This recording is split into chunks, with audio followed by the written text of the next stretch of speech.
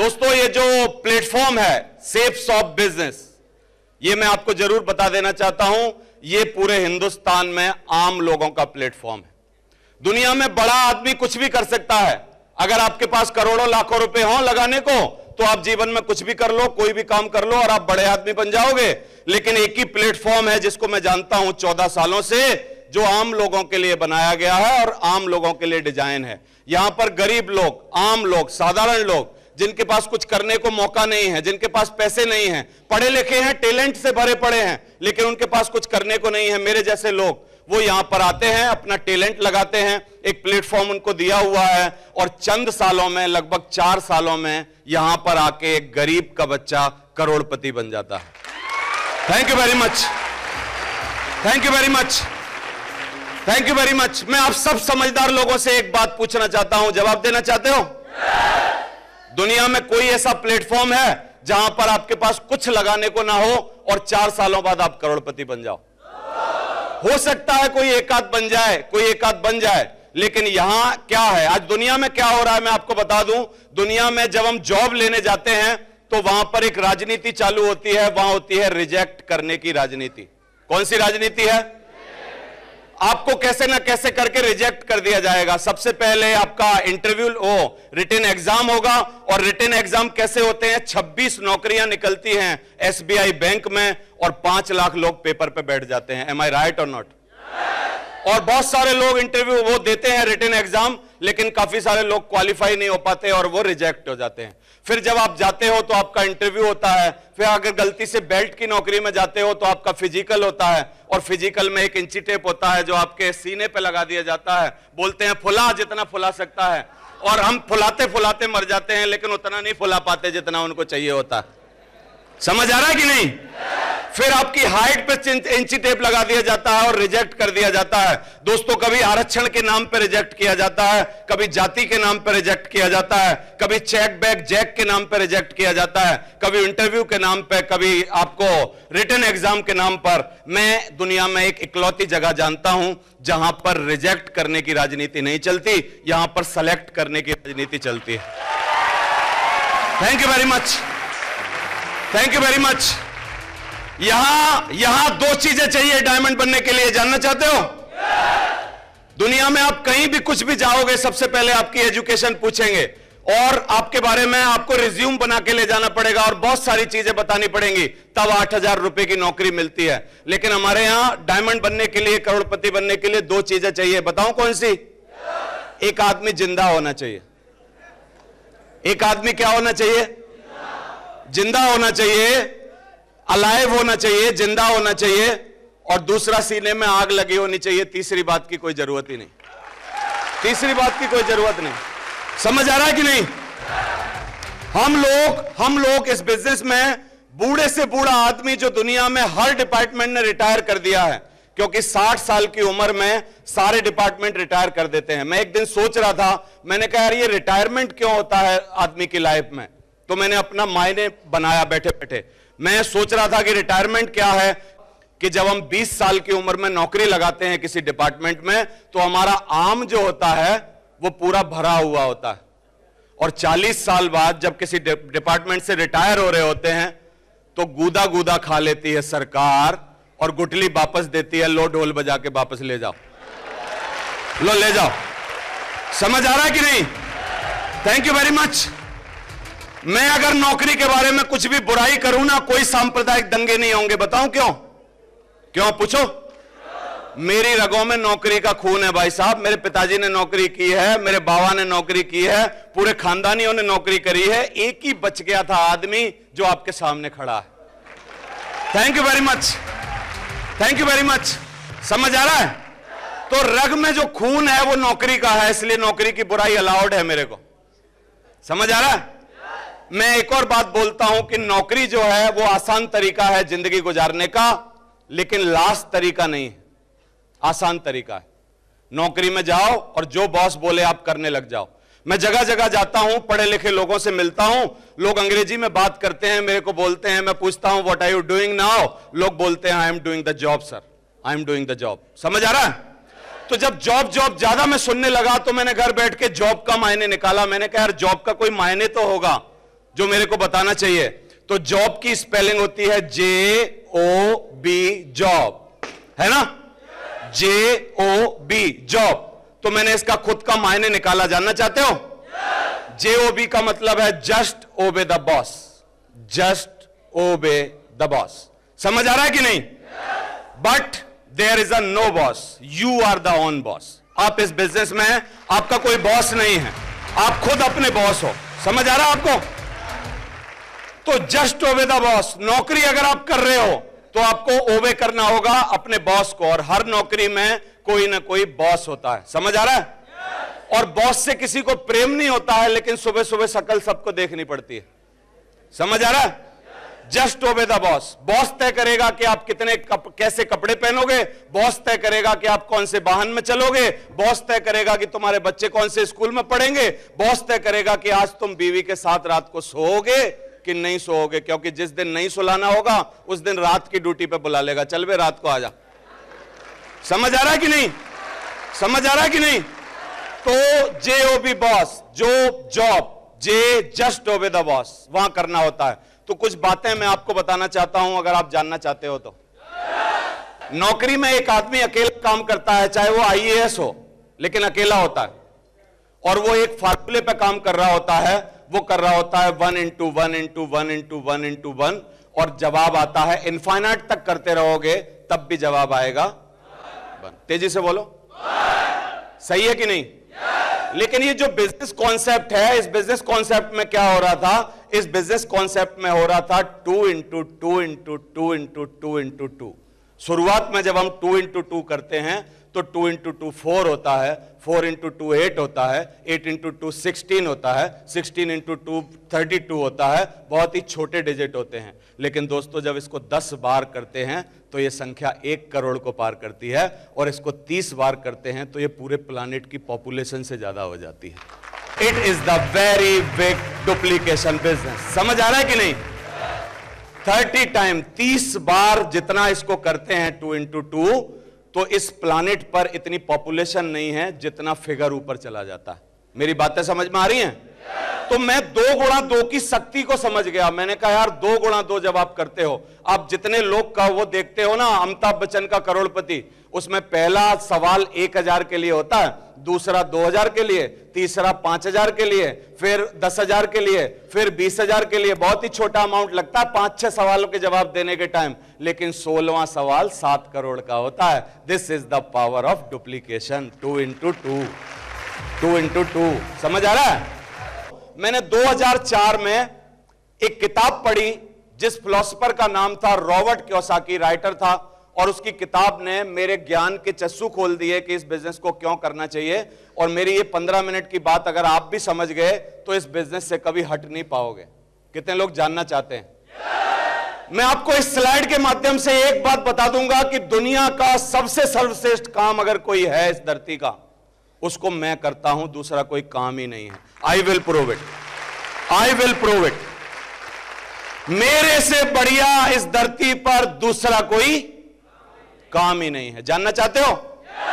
थोड़ा सा ध्यान दें। 2004 में मैंने क्या सीखा वो आप समझो। मैंने सीखा 4 वेज ऑफ अर्निंग। एक मैंने क्वाड्रेंट देखा, इस क्वाड्रेंट को आप भी देख लो। मैंने देखा कि E फॉर एम्प्लॉय होता है, और एम्प्लॉय कितने होते हैं इस प्लानेट पर? एम्प्लॉय होते हैं इस प्लानेट पर 75% लोग, 75% लोग किसी ना किसी की नौकरी करते हैं। बोलो, एम आई राइट और नॉट? दूसरा क्वाड्रेंट, दूसरा क्या है?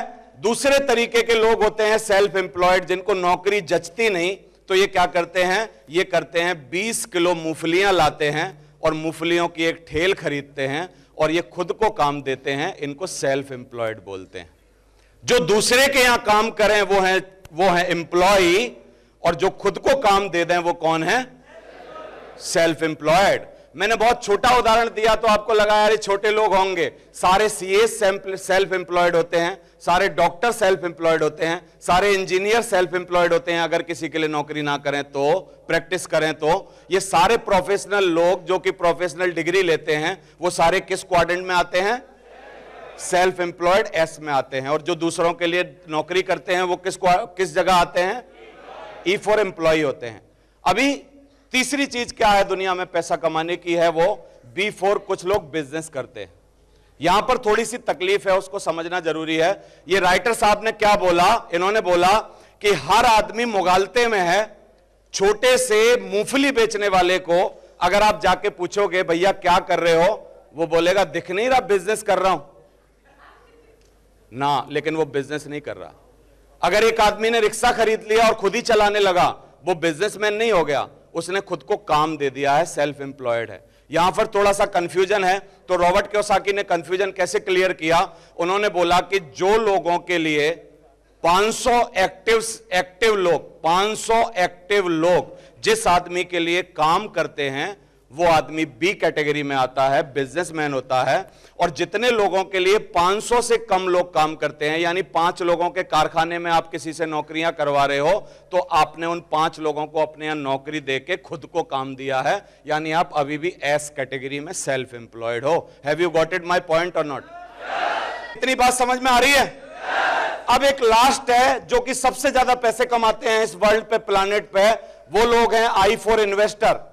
ये लोग क्या करते हैं, ये लोग अपने पैसे से काम करवाते हैं, खुद कोई काम नहीं करते, पैसा लगा देते, फैक्ट्री खोल देते, इंडस्ट्री खोल देते, एक 1500 करोड़ का प्रोजेक्ट बनाते हैं जियो, और उसमें अपना सर्वस्व झोंक देते हैं। जब चालू करते हैं तो 1500 करोड़ का होता है, लेकिन लगाते लगाते वो 5000 करोड़ का हो जाता है। Have you got it my point और नॉट? ये 4 कैटेगरियां हैं दुनिया में, E for employee, S for self employed, और B for businessman, and I for investor. समझ आ रहा है? अब इसमें एक पेच क्या है वो समझो जरा।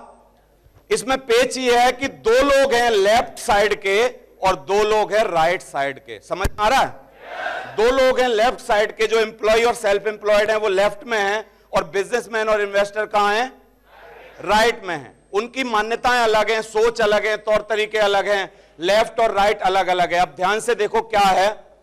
लेफ्ट में जो लोग हैं इस धरती पर, पूरी धरती की बात कर रहा हूं, पूरे वर्ल्ड की बात कर रहा हूं, उनकी संख्या है 95%। 95% लोग कहां पाए जाते हैं? लेफ्ट में। समझ आ रहा है? और जो राइट के लोग हैं, बिजनेसमैन और इन्वेस्टर, वो इस धरती के सिर्फ कितने % हैं? 5%। इतनी बात समझ आ गई? अभी एक और तरीका क्या है कि 95% लोगों के पास पूरी दुनिया की सिर्फ 5% दौलत है। 95% लोगों के पास पूरी दुनिया की मात्र कितनी सी दौलत है? 5%। और इन 5% लोगों के पास पूरी दुनिया की जो संपत्ति है वो कितनी है? ये नाइंसाफी है कि नहीं? क्या लग रहा है आपको? यही नाइंसाफी है कि नहीं? लेकिन ऐसा ही है, दुनिया में यही सच्चाई है। समझ आ रहा है? अब लेकिन है क्यों, वो ध्यान से सुनो। 3 क्वालिटियां हैं लेफ्ट राइट वालों की, उसकी वजह से तकलीफ हुई है। लेफ्ट वाले लोग क्या करते हैं, जो E और S वाले होते हैं, इंडिविजुअल एफर्ट करते हैं, जीवन में अकेले ही लगे रहते हैं, अकेले ही लगे रहते हैं। There is a no team, there is a no workers, there is a no any option, other option. समझ आ रहा है कि नहीं? इंडिविजुअल एफर्ट करते हैं। दूसरा, उनकी एक और क्वालिटी होती है, हमेशा लिमिटेड इनकम के लिए काम करते हैं, अनलिमिटेड सोच नहीं होती उनकी। हम में से काफी सारे लोग बैठे होंगे जिनको 50,000 महीना तनख्वाह मिलती होगी, इस हॉल में आने से पहले अपने को बहुत कुछ मानते होंगे, क्योंकि 50,000 कितने लोग कमाते हैं दुनिया में? बहुत कम लोग। लेकिन वो हमेशा नीचे वालों को देख रहे होते हैं, ऊपर किसी को नहीं देखते, वो हमेशा नीचे वालों को। एक बच्चा था, छोटा बच्चा था, बहुत छोटा, उसको उसकी मां हमेशा बोलती थी कि बेटा नीचे वाले को देख, अपने नीचे वाले को देख। तो पहले बच्चे के 95% आते थे, फिर बच्चे के नीचे देख देख के 70% आने लगे, थोड़े दिन बाद 50 आने लगे, थोड़े दिन बाद 30 आने लगे। एक दिन बच्चा आया खुशी खुशी अपने घर, मां से बोला मां -50 है, अब किसको देखूं? समझ आ रहा है कि नहीं? समझ आ रहा है? तो नीचे वालों को देख के खुश होते हैं वो लोग। तो ये लिमिटेड इनकम की सोचते हैं। तीसरी क्वालिटी है एक्टिव इनकम, यानी लगातार लगे हुए होते हैं, तब तक ये लगे रहते हैं तब तक पैसे आते हैं, ये लगना बंद करते हैं तो पैसे आना भी। आप में से कितने लोग जॉब वाले हैं जो 3 महीना लगातार नौकरी पे ना जाएं और तनख्वाह सुरक्षित आती रहेगी लगातार, पर वीक, पर मंथ? हम लोग वीक ज्यादा बोलते हैं ना, वो आदत हो गई हमको। हाँ, 3 महीना अगर नौकरी ना करो तो आती रहेगी तनख्वाह? नहीं आएगी, क्योंकि एक्टिव इनकम है। एक आध भाई साहब की कोई जुगाड़ है, जुगाड़ सब जगह चलती है, उनकी कुछ जुगाड़ है, वो बोल रहे हैं मैं 6 महीने भी नहीं जाऊं तो मेरे पास सेटिंग है, कुछ आती रहेगी। समझ आ रहा है कि नहीं? लेकिन लीगल वे में कोई तरीका नहीं है। और ये ई और एस लेफ्ट साइड वाले हैं। इतनी बात समझ में आई? अब राइट साइड में क्या हो रहा है? राइट साइड में टीम वर्क में लोग काम करते हैं, अनलिमिटेड इनकम की सोच बनाते हैं, क्योंकि ये लोगों से काम करवाते हैं, बड़े बड़े बिजनेस होते हैं इनके, और ये पैसिवली काम करते हैं, यानी खुद एक्टिवली लगते नहीं लेकिन काम करते हैं, टीम के द्वारा काम करवाते हैं। तो ये 3 गुणों के कारण ये लोग जाते हैं। तो मैंने 2004 में एक अच्छी बात क्या सीखी, रॉबर्ट कियोसाकी ने एक अंग्रेजी की लाइन लिखी थी, वहां लिखा था if you want to go the right side quadrant, right side में जाना चाहते हो तो नेटवर्क मार्केटिंग के अलावा कोई दूसरा ब्रिज नहीं है लेफ्ट टू राइट जाने का। मैंने ये सुना। नहीं तो लेफ्ट क्वाड्रेंट में हम पैदा हुए और लेफ्ट क्वाड्रेंट में ही रह जाएंगे तो फिर क्या है, कुछ बड़ा काम नहीं हो पाएगा। हर बाप आजकल एक होड़ मचाए हुए है। बाप अगर किसी डिपार्टमेंट में चपरासी है तो अपने बच्चे को सलाह देता है, बेटा बीटेक एमटेक कर ले, मेरे से बड़ा वाला अफसर बन जा। वो कुछ भी बन जाए लेकिन रहेगा तो इधर ही ना, एम्प्लॉय रहेगा ना, लेफ्ट क्वाड्रेंट में ही रहेगा ना। तो मैंने एक बात सुनी है, बता दूं आपको, मैंने सुना है नौकरियां बदलने से आदमी बड़ा आदमी नहीं बनता, क्वाड्रेंट बदलने से बड़ा आदमी बनता है। क्वाड्रेंट बदलने से बड़ा आदमी बनता है। समझ आ रहा है कि नहीं? तो कितने लोग हैं जो आप में से ईमानदारी से क्वाड्रेंट बदलने के लिए तैयार हैं? तैयार हो? कई लोग बोलते हैं सर आप लोग जब भी आते हो ना स्टेज से तो बस कन्विंस करते हो, कन्विंस यानी हमको तैयार करते हो। तो मैंने एक तरीका ढूंढा, मैंने कहा यार अगर मैं डॉक्टर होता तो मैं पेशेंट ढूंढता। बोलो, जगह जगह जाके ढूंढता कि नहीं? अगर मैं लॉयर होता तो मैं मुवक्किल ढूंढता, जिनका केस लड़ना हो, क्लाइंट्स ढूंढता कि नहीं? अगर मैं लीडर होता, नेता होता तो गली गली जाके वोट ढूंढता। क्या ढूंढता? वोट ढूंढता, वोटर ढूंढता। अगर मैं सेलिब्रिटी होता तो जगह जगह जाके ऑडियंस ढूंढता और उनको अपनी पिक्चर प्रमोट करता। बोलो, करनी पड़ती। अगर मैं बिजनेसमैन होता तो मैं जाके क्या करता, अपना हमेशा कस्टमर ढूंढता और अपने कस्टमर बढ़ाता। तो मैं कौन सी गलती कर रहा हूं भाई? मैं नेटवर्कर हूं और मैं क्या कर रहा हूं, अपने एसोसिएट बढ़ा रहा हूं। यार कौन सा पाप कर रहा हूं? क्या गलत कर रहा हूं? समझ आ रहा है? समझ आ रहा है? तो तुम में से कितने लोग ये कर सकते हैं? सच बताओ, डॉक्टर को पेशेंट ढूंढने में शर्म है? लॉयर को क्लाइंट ढूंढने में शर्म है? लीडर को वोटर ढूंढने में शर्म है? सेलिब्रिटी को ऑडियंस ढूंढने में शर्म है? बिजनेसमैन को कस्टमर ढूंढने में शर्म है? लेकिन मैं कुछ लोग जानता हूं जो नेटवर्कर हैं जिनको एसोसिएट ढूंढने में बहुत शर्म है। बोला यार ये काम करेंगे क्या हम? तो फिर क्या करोगे? समझ आ रहा है? तो ये है बिजनेस, बहुत ही सरल बिजनेस है। इस बिजनेस को आप आराम से ईमानदारी से कर सकते हैं।